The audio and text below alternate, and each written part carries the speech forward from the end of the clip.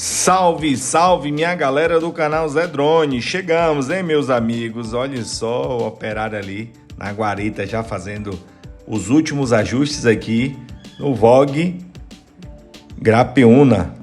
É o Zé Drone, como sempre, trazendo uma imagem nova e atualizada para você aqui em mais uma atualização das obras do VOG Grapiúna. Hoje, 10 de setembro de 2024, a gente já consegue observar aqui praticamente pronto, viu, meus amigos? Você que foi um dos contemplados aí da primeira etapa, a gente já pode dizer que tá 99% aí das obras, hein?